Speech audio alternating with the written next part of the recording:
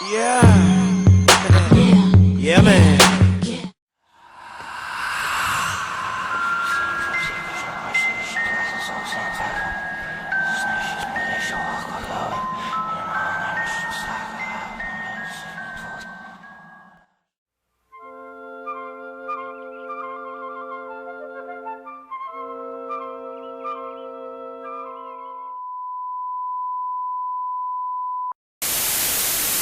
Here's some candy for... How about a bumper sandwich, booger lips? Happy Meal pails to hold your Halloween goodies, each with a cookie cutter lid, one with each Happy Meal. I got a quarter. I got a rock. Happy Halloween, Monstaz! And yeah, are you ready for all the spooks and shivers that Halloween has to offer? Because on Halloween night, the ghosts and ghouls, witches and skeletons love to come out and play tricks. And even though here we love to play tricks, we'll first start with a few treats. Because for tonight, Halloween night, just for a special treat for you Monstaz, we have 6 scary stories for you to listen to on Halloween. So make sure to lock your doors, close the curtains, grab your bag of candy, and let the stories begin.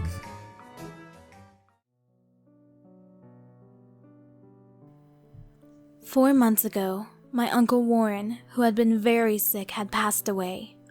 I was contacted shortly after by his lawyer, stating that my uncle had written me in his will. This came as a shock to me since I hadn't spoke to him in over 3 years. What came as a greater shock was that he had left me his house. Although he loved kids, Uncle Warren had no children of his own. His wife had died when they were both very young in their early 20s, and he just never remarried.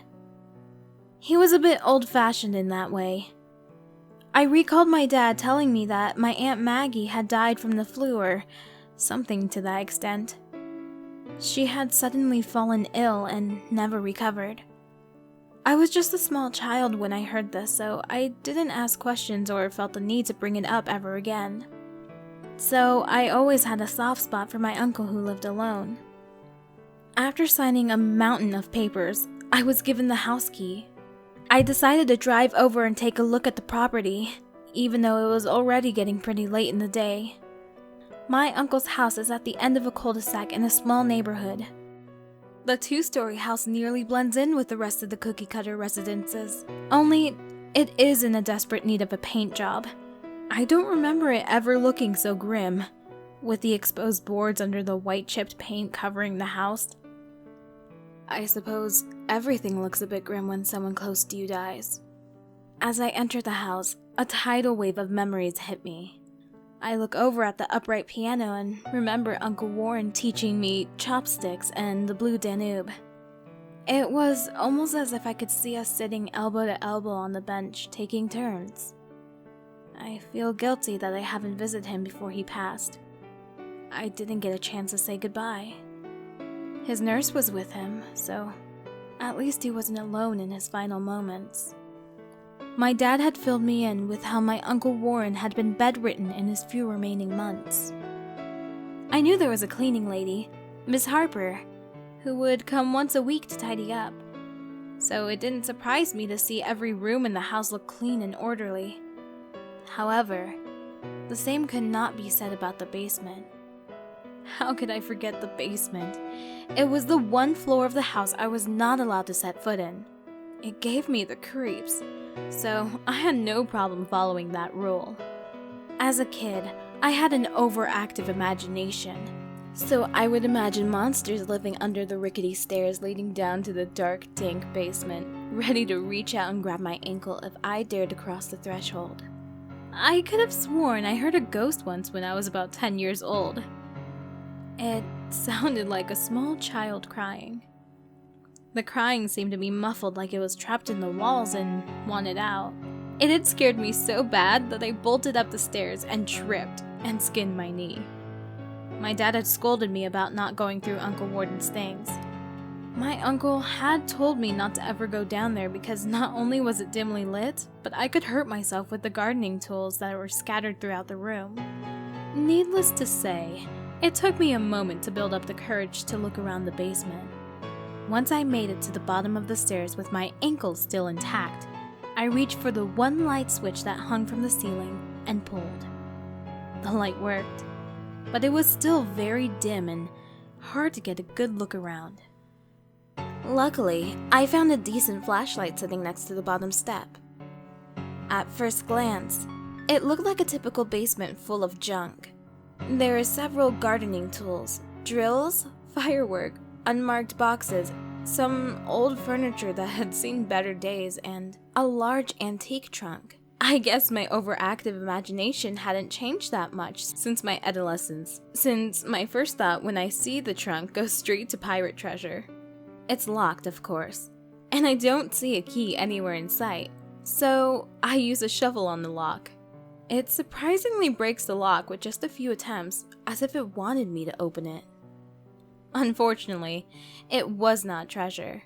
The trunk is full of photos, newspaper clippings, VHS tapes, clothes, and one small key. It's not until I hold up the flashlight and start reading that I discover things I never knew about my uncle. The photos were of Uncle Warren dressed as a clown at a carnival. He was surrounded by a handful of smiling kids with all their balloons and cotton candy. The back of the first photo was dated 1964 and had Charlie's Chuckles written next to it. I never knew he worked at a carnival. This wasn't long before he must have met Aunt Maggie. I always had a fear of clowns, so my dad must have told Uncle Warren to never show me these. Seeing him so happy in the pictures brought me unexpected sadness. This was all proof that there was a side to Uncle Warren I knew nothing about. I keep shuffling through the trunk when I notice one of the newspaper headlines read, 6 children missing from Ottawa County.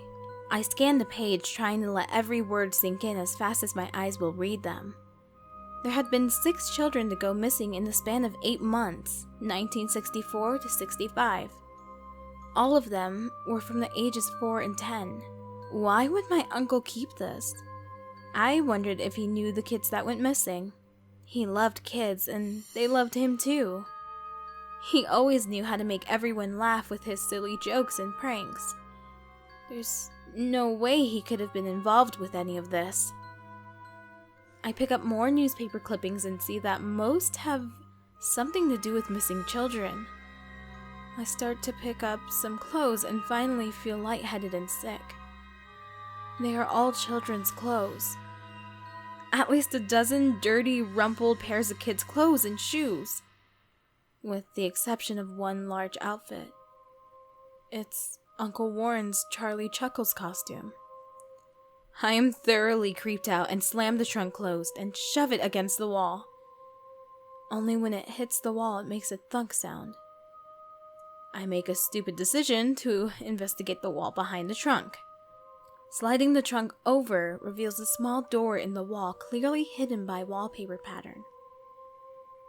I look around the room and notice it's the only wall to have wallpaper on it. There is a small keyhole but no door handle.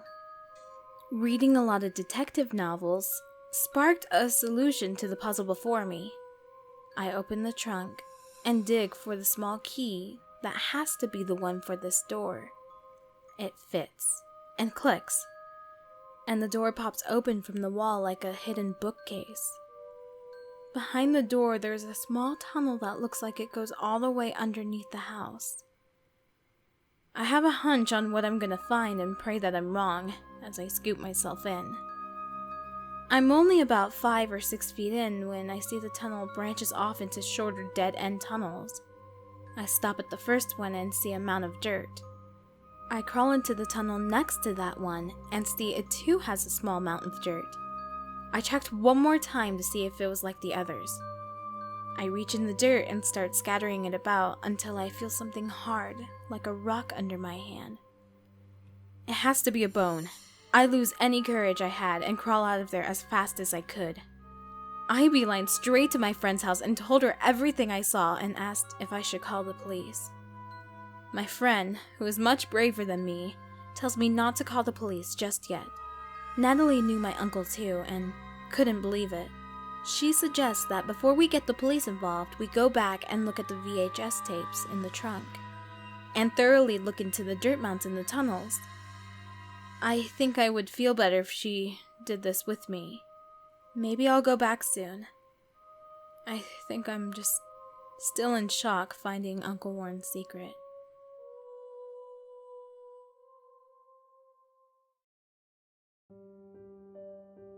It's been a long 48 hours or so. The next few days may even be longer.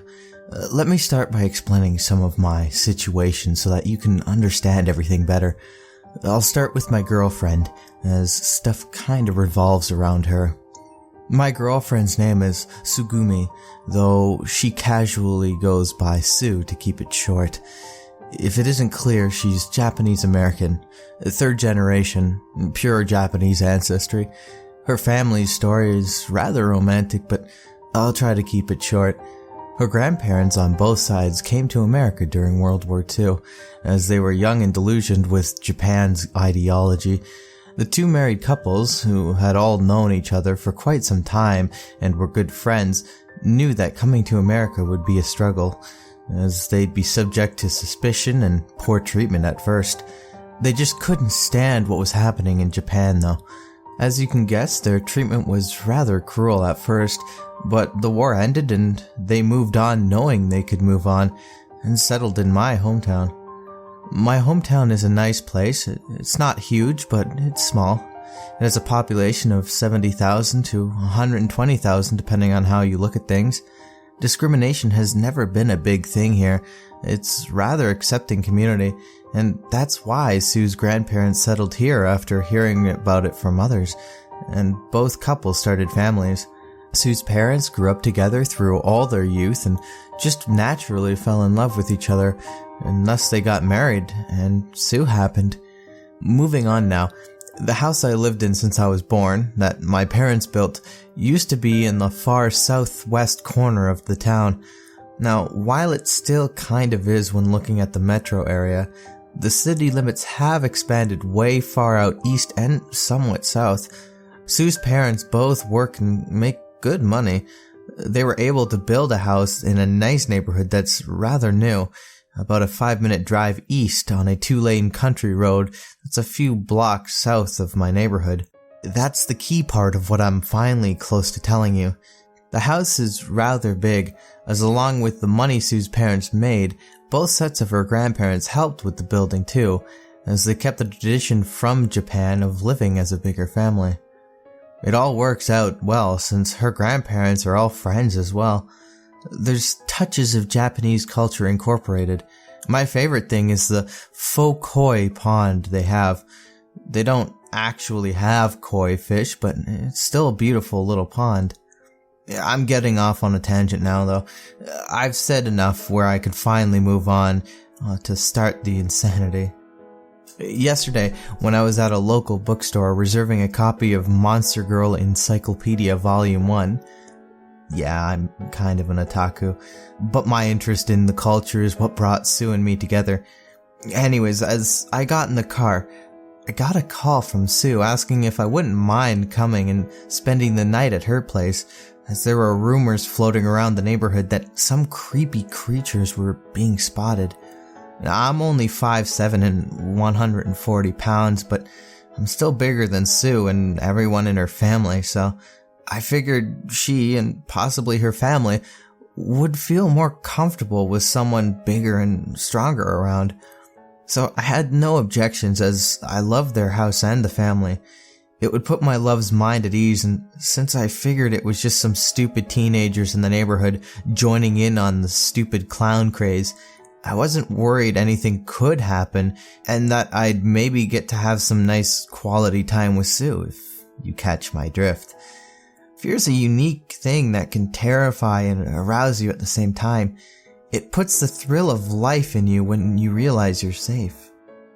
As I hung up the phone while sitting in my car, I noticed that in the parking lot of this big shopping complex the bookstore is located at, There were very few unmarked white moving style trucks in the line, and for some reason the driver of the second one was getting out of the truck and running to the back of the first one. Looking closer, I could see the back was slightly open with something hanging out.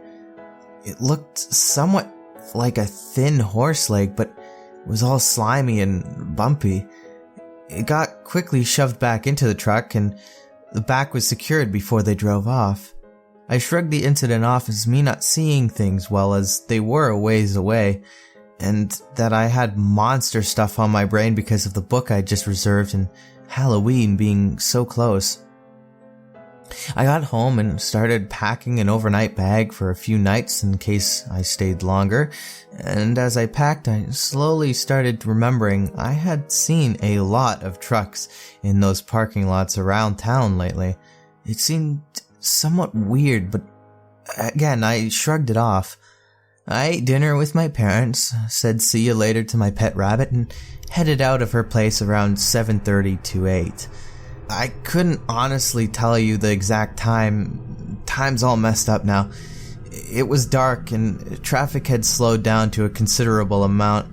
Most of the people my way were already home for the night, enjoying time with their families. I got onto this 2-lane road after a bit and started to drive to Sue's place. It was a while before I realized that I had gone through 5 songs on the CD in my car and still wasn't at Sue's. I know I didn't miss the neighborhood as it's a decent sized and well marked. I pulled over and tried calling her to let her know that I think I got absorbed in the music and got on the wrong road south of my place. Something definitely started feeling off, however, when I just got static on my phone once I dialed her number. Phones don't really work that way anymore. Hanging up, ready to try again, I was thinking it was just a fluke. But then I noticed that my phone's clock said it was 7:35. That couldn't be right, as I know the earliest I left was 7:30, and 5 full-length songs don't go by in 5 minutes. Getting flustered and agitated, I started driving again, hoping somehow things would just get sorted out. Nothing was making sense and my senses were starting to feel hazy. I swear I think that's the reason I didn't notice it until it was too late and I smashed the front of my car right into it. It all happened what seemed like so fast, and I suddenly had what looked like hooves through my windshield. Growing up where I have, anyone that does regular driving in the country knows how to handle hitting a deer. I quickly slid my seat back as far as it would go in case the creature started kicking, and then I got out and went to the back driver's side seat. Looking at my phone, the time now said 8:15, which again didn't make any sense, but I was able to place a call and called the police to come to the scene. They said that an officer was on the southeast area of town doing routine speed checks, and that they'd send him out right away, and that it would be about 10 minutes. Hanging up, I just looked at what I had hit from the back seat. It definitely looked like a deer of sorts. The legs appeared to match, and I noticed that there wasn't any fur on it though, and the skin looked all splotchy and uneven, like there were even small boils all over it. Thinking it must be sick or something nasty to do that, I started thinking I may have to put it out of its misery. But then I noticed the hooves, or what looked like hooves. They were the same shape and size of hooves, except there were extra lines on them, making it almost look like a clenched fist, just with the same material as a hoof.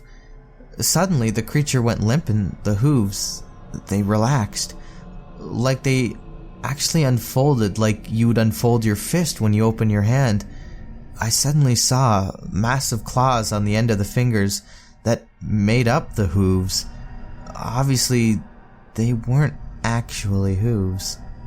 I heard a knock on the window next to me after seeing these hooves open up, and the officer was there already.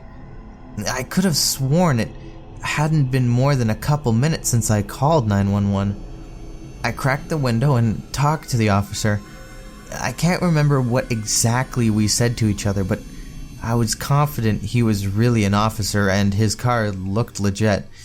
Stepping out, he asked me a few questions and, just for the record's sake, took a breathalyzer test. Everything on my end checked out just okay, so we started to approach the creature slowly.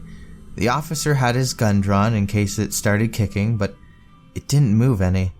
It looked limp all over, so we got near it to look at it one last time before pulling it out of my car's windshield and off the surprisingly in-shape hood. There's only one thing I can remember that officer saying from last night, and it's this. "Man, that is one huge deer you hit. I'm surprised the front of your car isn't totaled." Now, I can remember that line so clearly because of one thing.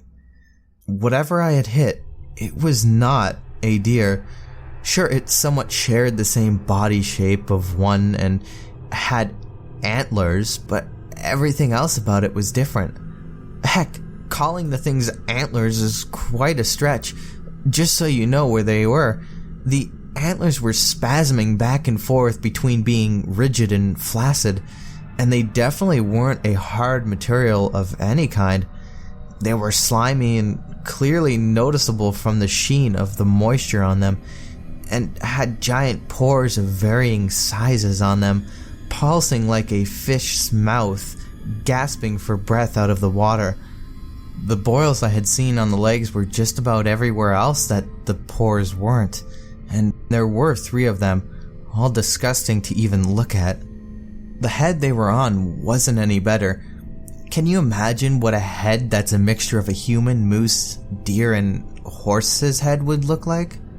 It's rather hard for me to even remember. The cranium of the skull looked as if it was a deer's, and it looked like someone fused the front half of a horse's skull onto the deer cranium, making it an oblong obscenity of nature. Except the end of the snout, which clearly looked like a moose's, with the same puffy, round look. Where does the human part fit in here? Well, the face was more like a human's than anything else. The eyes, all 4 of them, were on the front of the skull, not the side, and the mouth had clearly the same curve and color as that of a human's, just at the end of the snout. It's hard to tell what exactly covered all that bone though, as it wasn't skin and it certainly wasn't fur. It was like some nasty amalgamation of the two. It looked like soft skin that was in strands like fur would be. It was just wiggling on its own, like it had its own sentient mind, each and every strand. All 4 of the legs looked the same, although it appeared the creature can go back and forth between being a quadruped and a bipedal. I couldn't see the front of the torso well, only the back, but it was covered in a mixture of fur skin from its head to the bulging boils of its legs. I turned towards the officer, wanting to ask him what kind of deer he knew to think that this was some sort of deer. When I was facing him, before I could ask, he told me something along the lines of that I needed to take care of my car better, and that it was almost not street legal. Wondering what the heck he meant since I take great care of it, I turned around to look at it and the creature was gone. All that remained was a small dent on the hood and a busted windshield. I was terrified. I just wanted to put this incident behind me and get away from here. The officer said he was going to leave, and I had plans to get to Susan, lock the house down just to watch some stupid, happy, sweet movies in the basement with her. Luckily, that was able to transpire. I was able to get to her place with ease, and I left the scene of the incident. But what I saw before leaving is what will stay with me no matter how many sweet, sappy movies I try to sponge my brain with. I watched the officer make his way back to his car. As he turned to face me to get into the cruiser, that creature was suddenly behind him. I don't know how or why, but it was. The officer looked at me and gave me a nod, and as his head fell, A huge clawed, hoof-like appendage was sticking out of his abdomen, straight through from behind, with his intestines hanging between the clawed fingers, like you'd see pumpkin guts covering a child's hand as they were making a jack-o'-lantern. There was even a pillar of white mixed in with the guts, what I can only assume was the officer's spine. As I was frozen in place for a second, mouth agape, the creature's equine-like head opened its mouth, and staring straight at me said one word in the most terrifying, gravely guttural tone I've ever heard. Enjoy. Enjoy. I jumped in the back of my car and sped off, the image of the impaled officer's body standing visible in my mirror for maybe 10 seconds before I was too far away. But in those 10 seconds, I noticed the creature wasn't anywhere to be seen.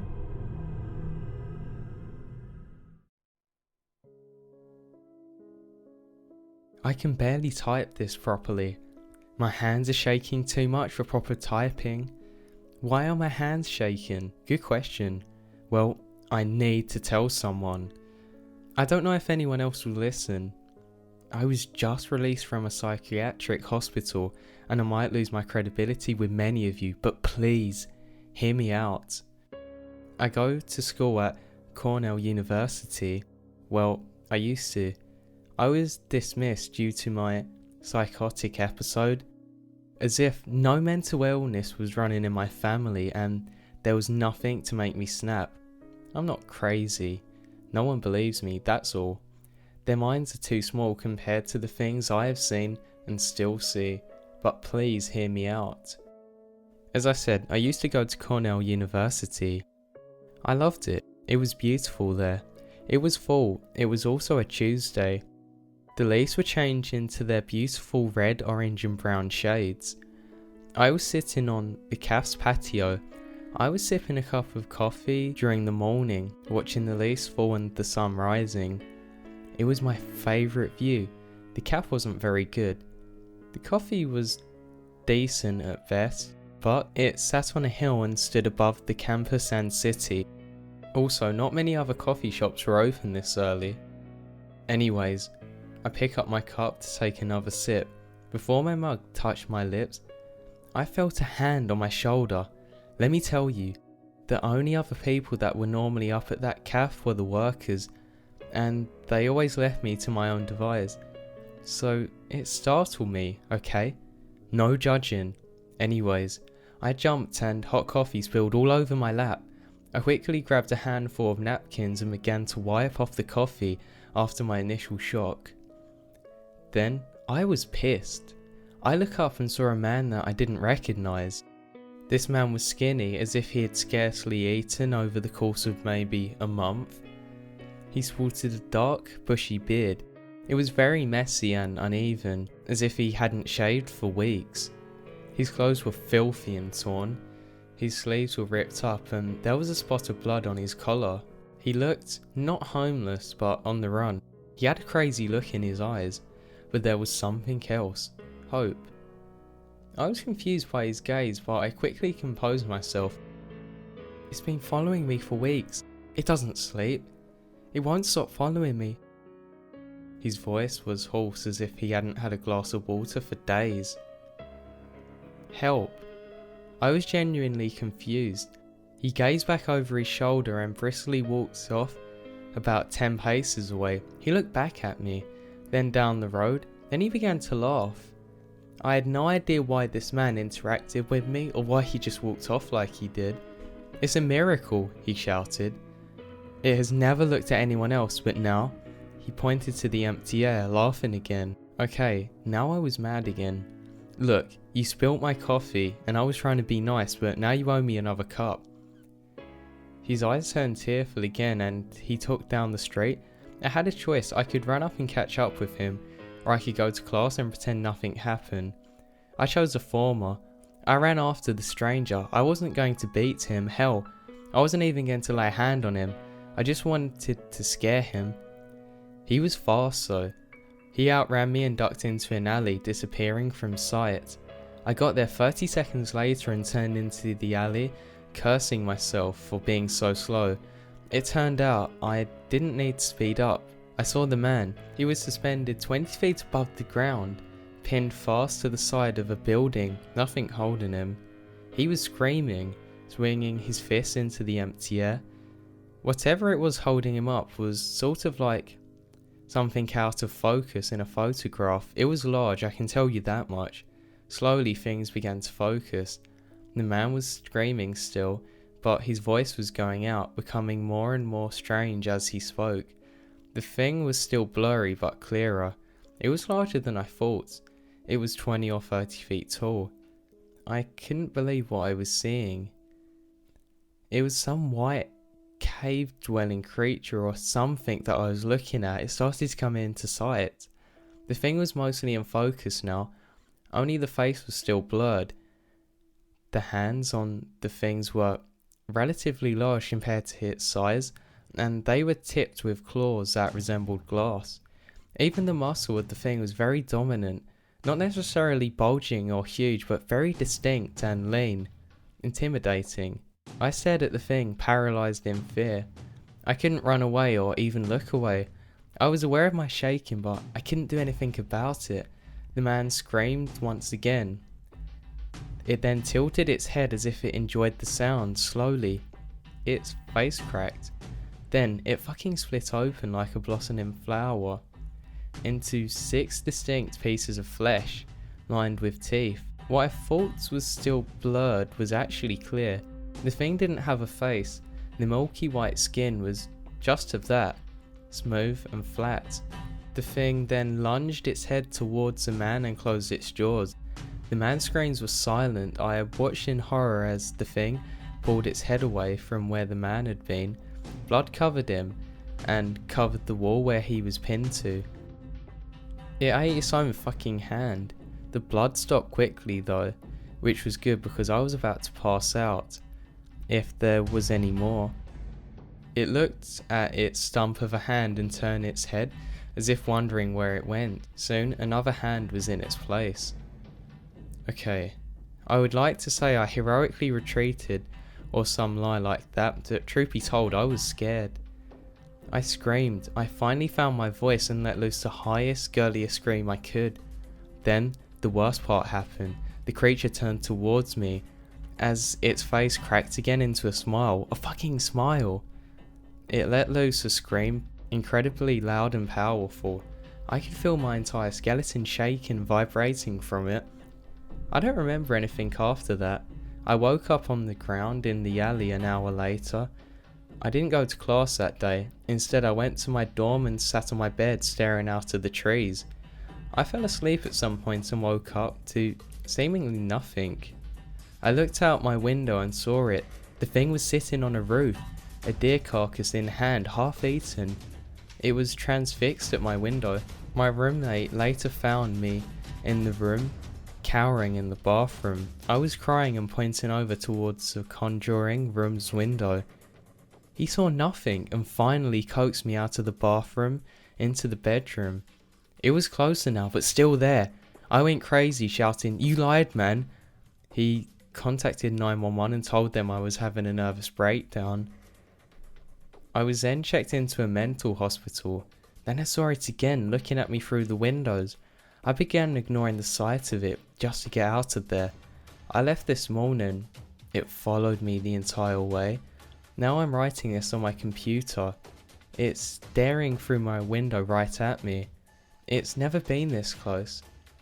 I feel like it's my time. Please remember me. And if you see it, try and find a way to get rid of it, please. For anyone else that might endure this torture, goodbye. I hope it's quick.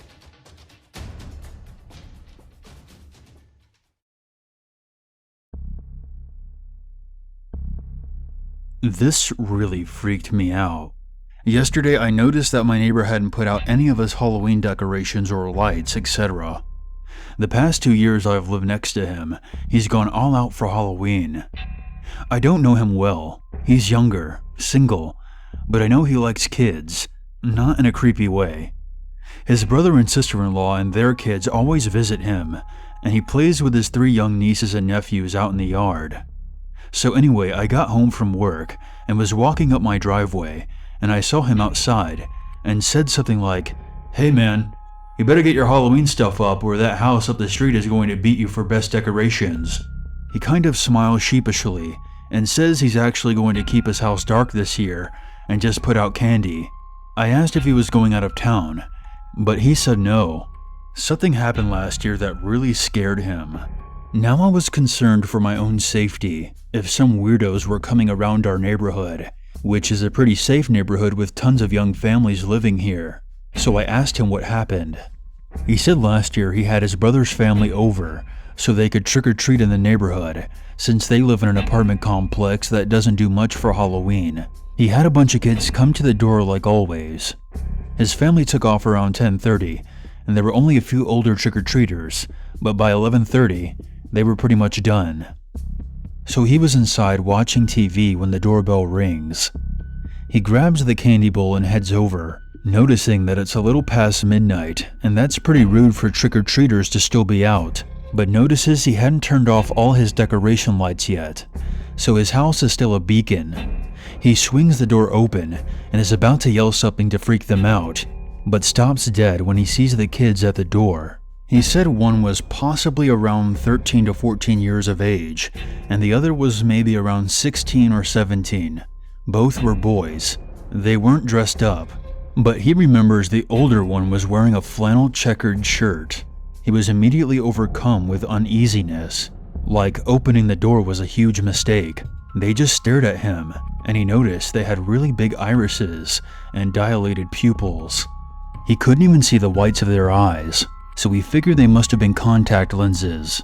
He was frozen there, holding the candy bowl, like he couldn't slam the door in their face as much as he wanted to. So he nervously tried to smile at them, hoping they would break character and ask for candy or something. The younger one said they had gotten lost and needed to come in and use his phone. That's when he closed the door more than halfway on them and said, "No, sorry." The older one then said, "Can we just wait in your house until our parents come get us?"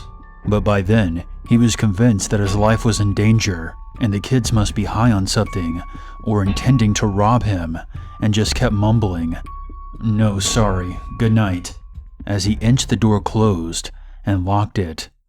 He told me he was so fucking scared at that point that they were going to try to break in through one of his windows or something. But he looked through his peephole and they turned around slowly and left.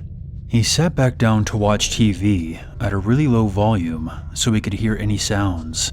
And he said he stayed up until about 5 a.m. because he was too scared to go to bed and drop his guard. The whole time he was telling me this, I was thinking that this sounds really familiar, just like the black-eyed kid's urban legend. Then I thought, hey, maybe this dude is trying to scare me because after all, he does have the Halloween spirit. So I'm looking at him incredulously, but trying not to seem too gullible. So I said, "Man, that's really crazy. Sounds like the black-eyed kids." He just looks at me blankly. "The what? Is that a movie or something?" I said no, but told him to look it up online. About an hour later, I get a knock on my door, and admittedly, I almost jump out of my skin, thinking it might be a demon child. It was my neighbor, and his eyes were huge. He swears to me up and down that he had never heard of the black-eyed kids before, and it was so similar to what happened to him. So we talked for a while longer, and I told him that quite a few people knew about this urban legend, and it's possible it was just teenagers with black contacts trying to freak people out on Halloween, which would be genius, by the way. But he said the fear he felt was so primal, it came over him the second he opened the door. Anyways, beware. Halloween would definitely be the perfect cover for them.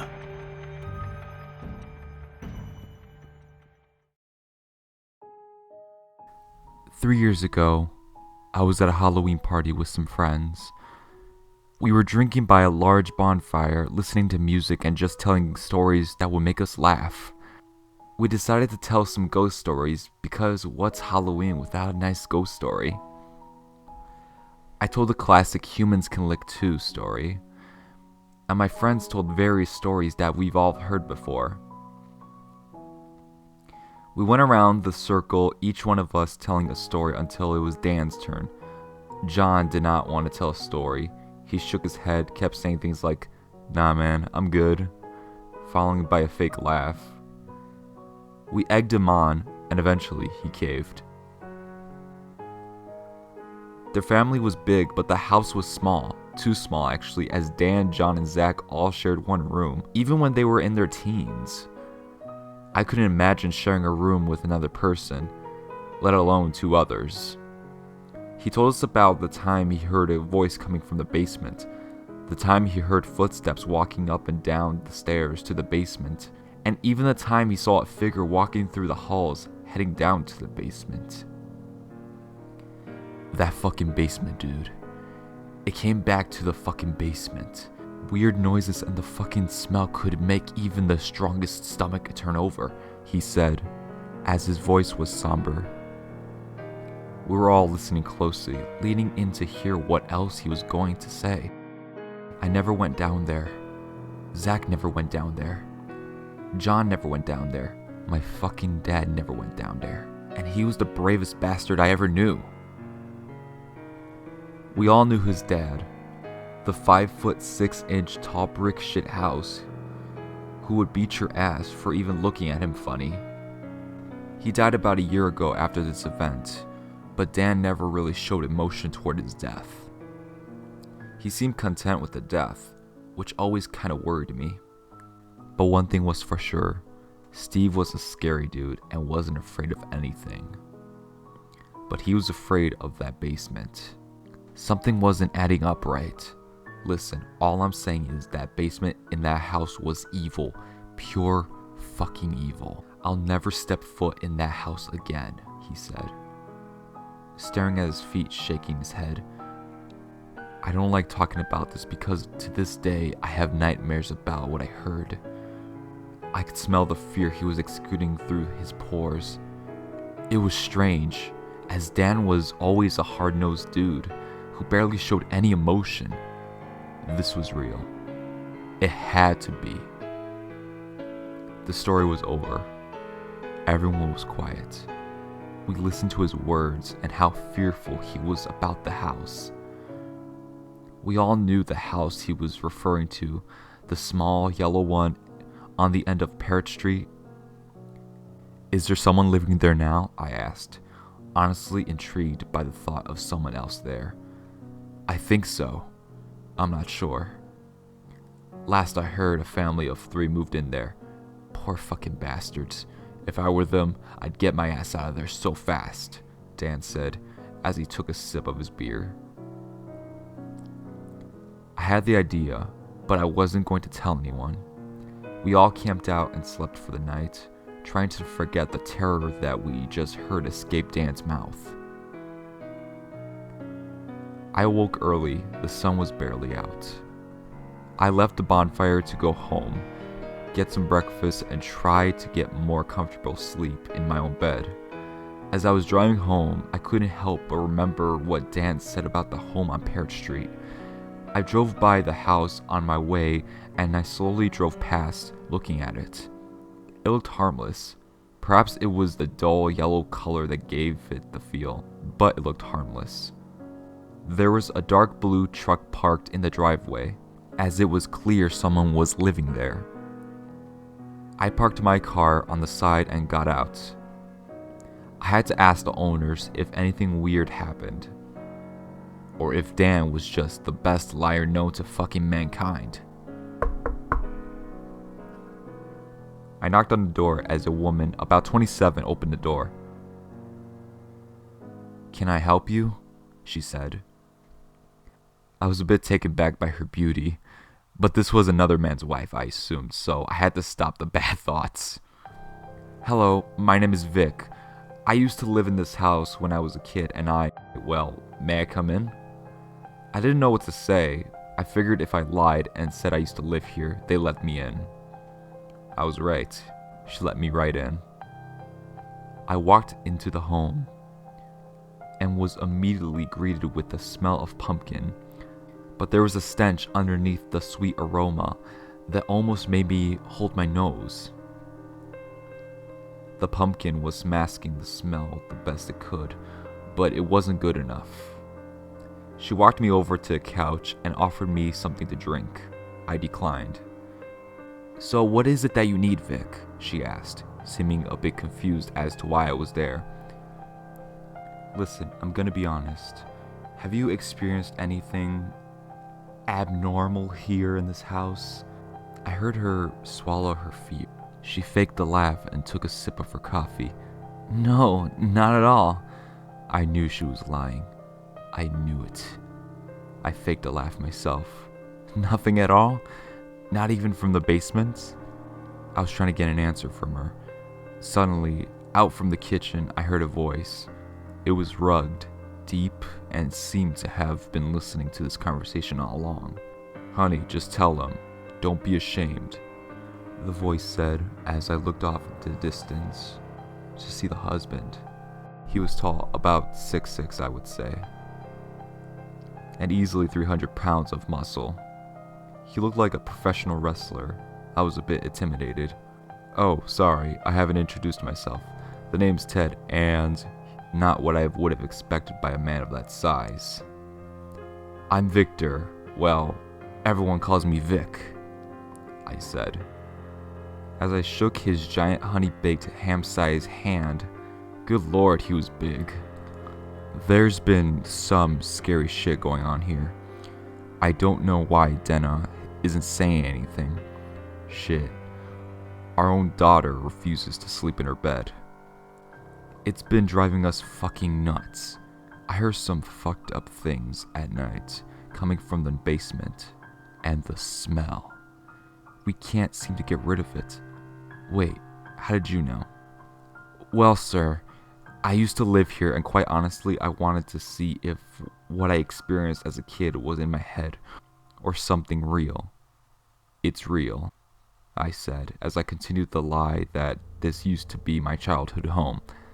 "I stopped by because I wanted to ask you for, well, a favor. I wouldn't call it that, but nothing else seems to work." "A favor?" he said in a puzzled tone. "I want to stay here. One night, more specifically, in the basement. I'm trying to get to the bottom of this, but he cut me off. "You crazy son of a bitch. You want to stay in the basement overnight? Shit, you have balls, kid. But you must be fucking stupid if you think we're gonna let you stay here by yourself. I don't even know you. This could be a fucking ploy to steal something." And even said I'd stay in the basement while they stayed in their rooms. I paid them $100 of my own money to do it. I don't know why, I was obsessed.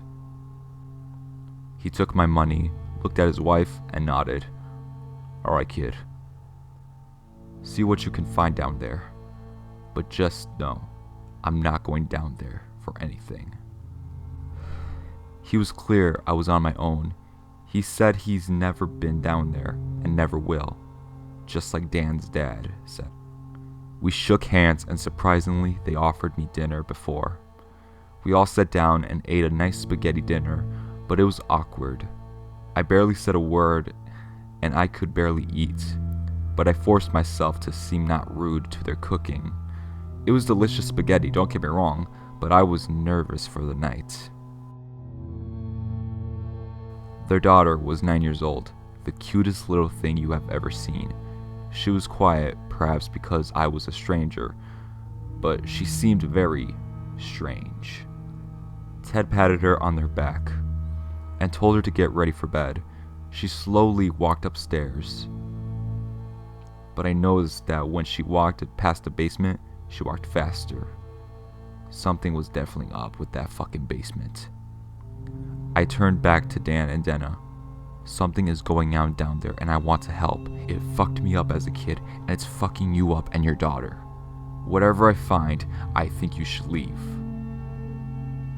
Something just doesn't feel right and I am legitimately concerned," I said. Softly, their daughter could not hear me. I was concerned for their safety, and I legitimately felt this home was evil. I could feel it. Denna didn't say a word to me, but Ted nodded his head.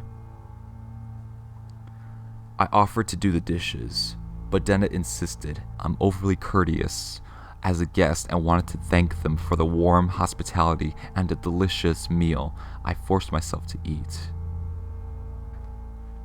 It was nearly 8 o'clock, and it was time for me to head down to the basement.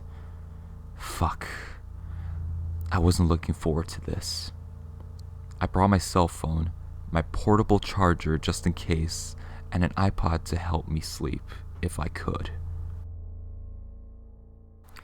I opened the door to the basement and looked down the narrow stairs that looked like they were ready to give out. I noticed something that sent chills down my spine. There were footprints on the steps leading down to the bottom. I turned my head toward Ted and Denna on the couch, who weren't watching television but rather staring at me. Has anyone been down here recently? I asked, looking back down. They shook their head no, but the footprints looked fresh. I swallowed my fear and slowly walked down the steps. The steps made this horrible sound with every step. I took my time, as I could tell these steps were not fit to be walked on. I saw the light switch at the bottom of the stairs and I flipped it, but it didn't work. Imagine that. I was in the basement and it was cold, very cold. There was no insulation at all, even on this brutally hot summer night that it was. I looked around at my surroundings and noticed that everything was covered in dust. Well, almost everything. In the corner was an old wicker chair that seemed to be absent of dust. How could that be? It didn't make any fucking sense to me. I looked around a bit and noticed that the basement broke off into a different part with a doorway separating it. There was no door, but rather just a hole.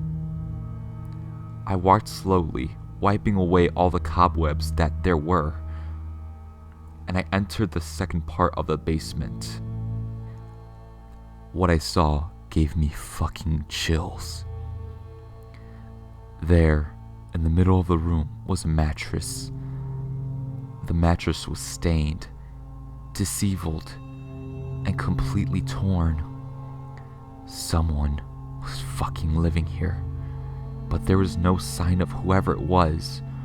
I immediately turned around to back up the stairs, but was stopped in my tracks by a strange man who immediately covered my mouth and put his index finger to my lips.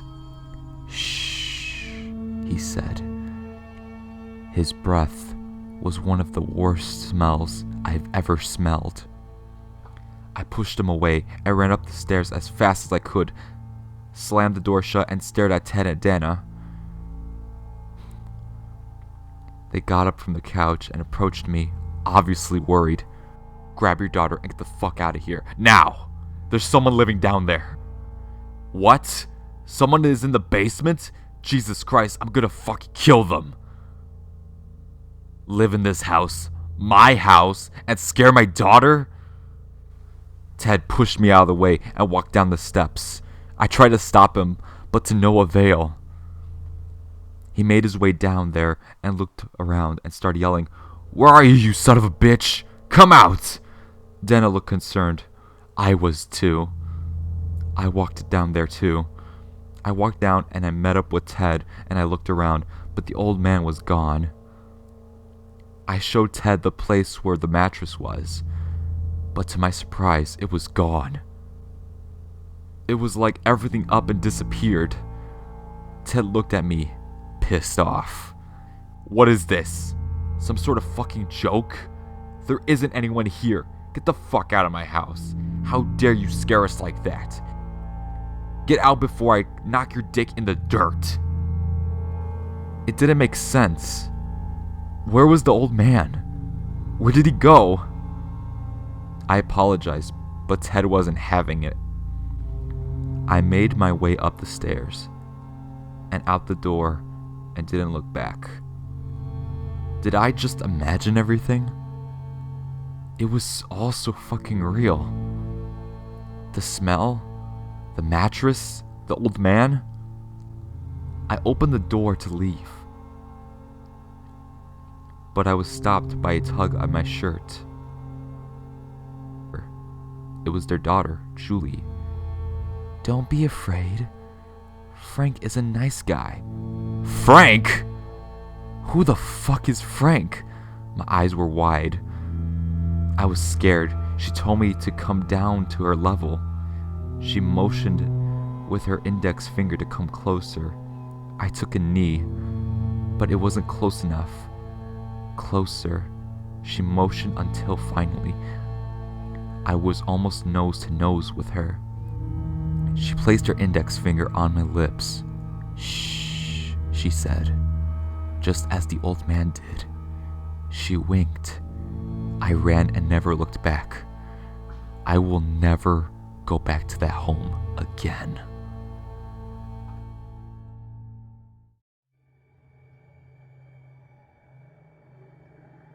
Monster. When you hear that word, what comes to mind?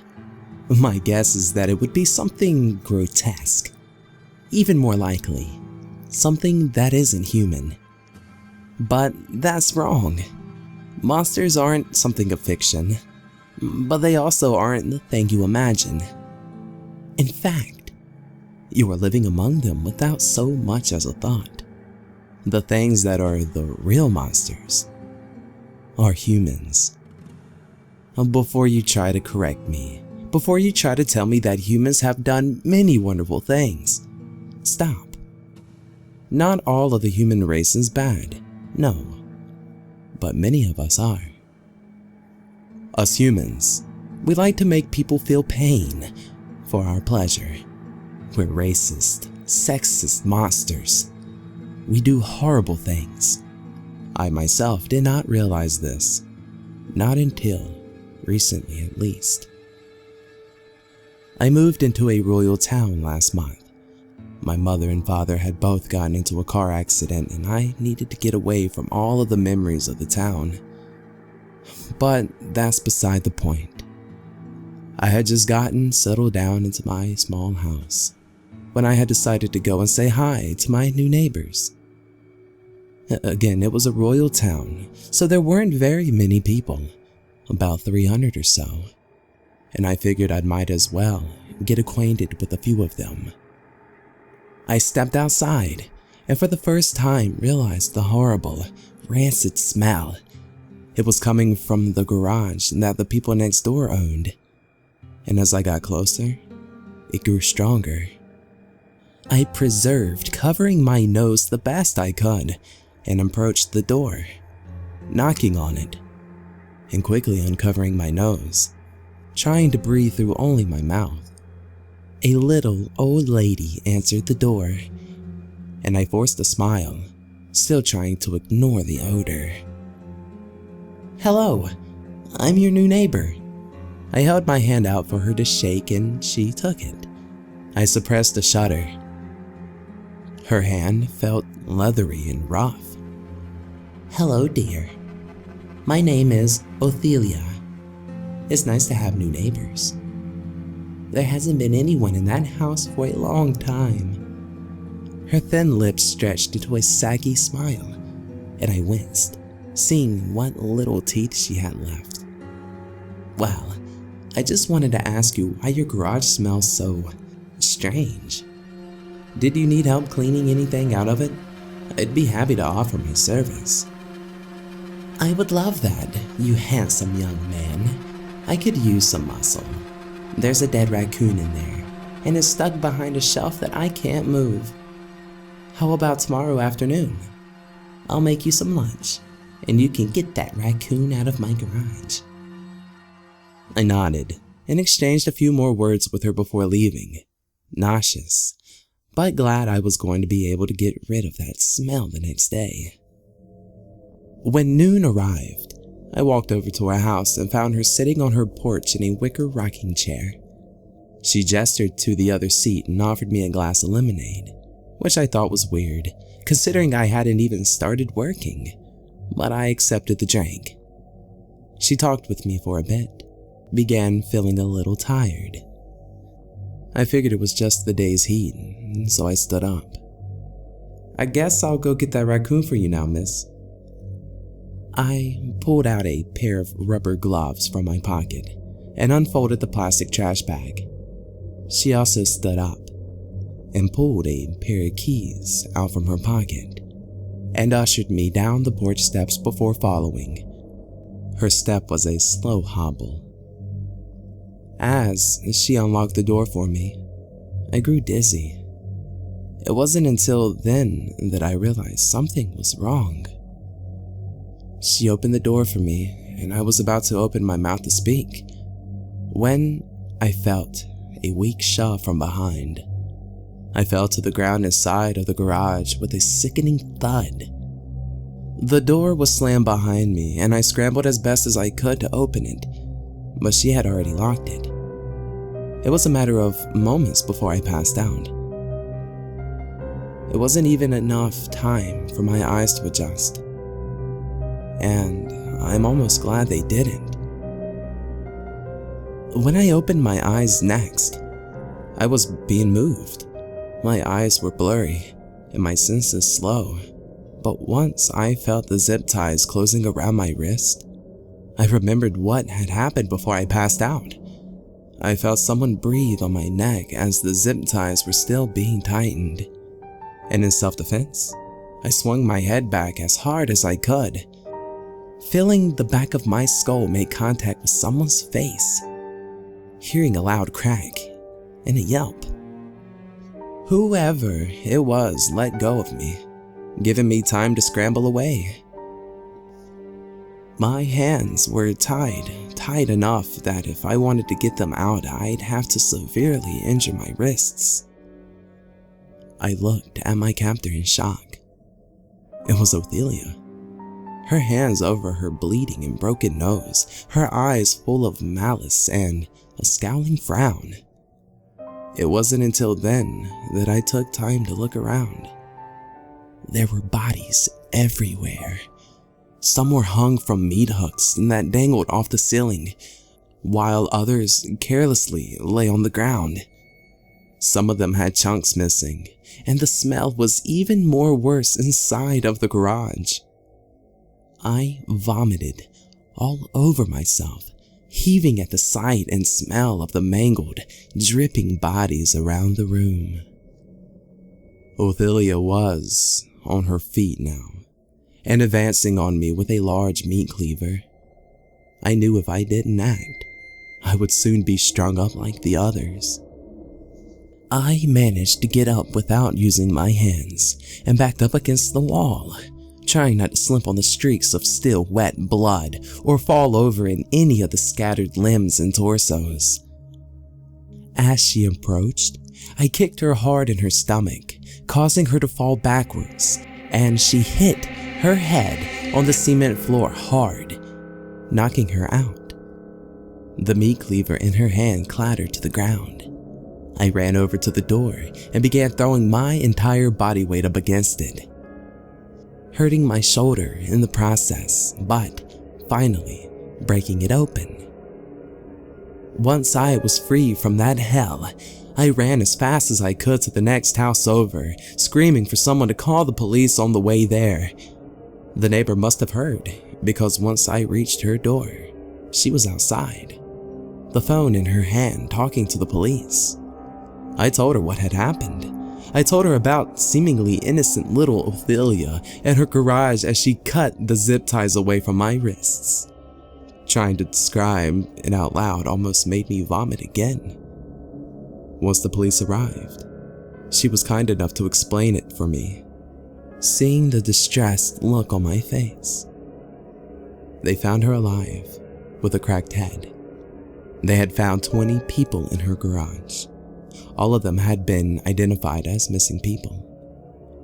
Inside the house, they found large freezers that contained more chunks of meat, all human. Ophelia had been a cannibal and confessed to killing 50 people, but I suspected there were more. She was sent to prison for the rest of her life. Humans are monsters. We have enough knowledge to do things like send people to other planets, but deep down, we have primal urges. Sometimes those primal urges win. Monstaz, I really hope you enjoyed the stories. Hopefully they were spooky and creepy enough to get your Halloween spirit going. So get out there, do some trick-or-treating, get a lot of candy, make sure there's no needles or razor blades in it that's gonna slit your esophagus when it's going down your throat. And Monstaz, gotta give big shouts and thanks to a few people who helped make this Halloween special happen. So, big shouts to Unit number 522, Little Moon Mistress, Virigen, Insomniac, and Dark Voices. Monstaz, be sure to show these 5 YouTubers a little love on Halloween, and be sure to give them some treats by checking out their YouTube channels. If you like what you see, make sure you subscribe to them. Definitely some very talented narrators indeed. So Monstaz, make sure not to smash any of those jack-o'-lanterns until after Halloween. And also, with all these clown sightings, make sure if you see one, make sure to walk right up to him and beep his nose. Also, big shouts to all of you. And what's your favorite thing about Halloween? Let us know in the comments below. And while you're down there, make sure to hit that like button. And also, if you're new or haven't done so, why not hit that subscribe button and become a monster today? Alright, well the night is still young. Time to go have a little fun. And happy Halloween to all of you monsters out there. And like always, till next time. It's a frightful sight to see what goes on Halloween night.